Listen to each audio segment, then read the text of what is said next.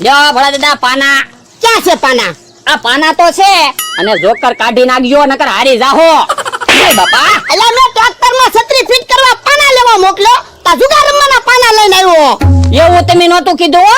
તમે ખાલી એમ જ કીધું તો પાના લઈ આવ. મને એમ કે તમારે જુગાર રમવું છે એટલે આ પાના લાવ્યો. હું તું તે ક્યાંથી લાવ્યો પાના? એ ગામમાં દુકાનેથી બાકીમાં લાવ્યો. હું કાંઈ પૈસા દેવાનો ના, તું પૈસા દઈ દેજે. હું ક્યાંથી પૈસા આપું? એક તો તમે હજી ગયા મહિનાનો પગારે ના આપ્યો.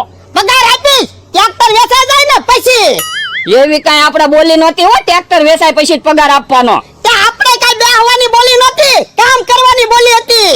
એ હારું તો ટ્રેક્ટર વેચાય પછી પગાર આપજો. હાલો મરચું આવી ગયું, મરચું સિંગલ પટ્ટો, ડબલ પટ્ટો, 5 પટ્ટો, ફૂલ તીખો મરચું આવી ગયો. યો બોલો મમરાભાઈ મરચો વેચવાનું ચાલુ કર્યો. તો હું એલ્યા કાંઈક ધંધો તો કરવો જ જોવે ને. હેલા આપણે કેટલું મરચું પડ્યું? એ 2 દી હાલે એટલું મરચું છે. તો મમરાબા આમાં કેટલું મરચું છે? બોલે દાદા 200 રૂપિયાની કિલો મરચું આવશે હો. આ તે વાંધો નહીં, પણ કેટલા કિલો મરચું છે ઈ કે ને? 3 કિલો મરચું છે. ફૂલ તીખું છે ને?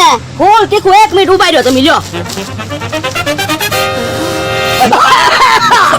ઓય મમરાભાઈ મરચું બહુ સ્ટ્રોંગ છે હો.